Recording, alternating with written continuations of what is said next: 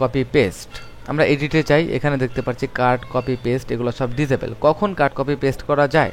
যখন আমরা সিলেকশন করব তখনই আমরা এটিকে কাট কপি পেস্ট করতে পারি। যখন এডিটে যাব কাট কেটে নিতে পারি, আবার কপি বা কপি করতে পারি। ইচ্ছা করলে আমরা এখানেই পেস্ট করতে পারি। মনে রাখতে হবে আমরা পেস্ট করার ভিতরেও কিছু নিয়ম রয়েছে। আমরা যে কোনো স্থানে আমরা এভাবে সিলেক্ট করে যদি আমরা পেস্ট করি তাহলে ওই স্থানের ভিতরে পেস্ট হবে। আর যদি আমরা পেস্ট স্পেশালে যাই সেক্ষেত্রে পেস্ট ইন প্লেস।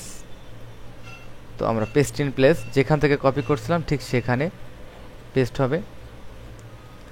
আর আমরা যদি নর্মালি পেস্ট করি তাহলে দেখতে পাচ্ছি যে আমাদের অন্য কোথাও পেস্ট হয়েছে, যেটা পিকচারের সাথে আমাদের ম্যাচ হয়নি, যার জন্য আমরা যেখান থেকে কপি করছি ঠিক সেখানে পেস্ট স্পেশালে যে কন্ট্রোল শিফট ভি দিয়ে পেস্ট ইন প্লেস, এবং আমরা দেখতে পাচ্ছি খুব সুন্দরভাবেই একই জায়গায় পেস্ট হয়েছে।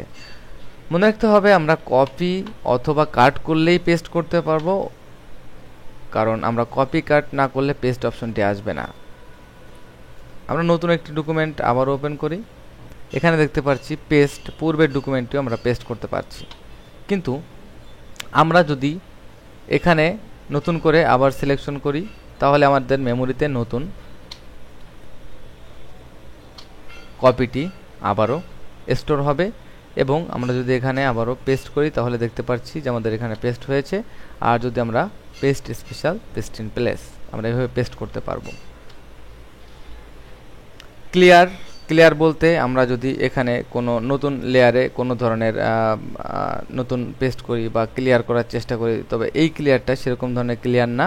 অনেক সময় আমাদের ক্লিয়ার অপশনটি অন্যভাবে ব্যবহার করা লাগে, এবং আমরা নেক্সট ক্লিপে দেখাবো যে কিভাবে আমরা ক্লিয়ার করতে পারি। ধন্যবাদ।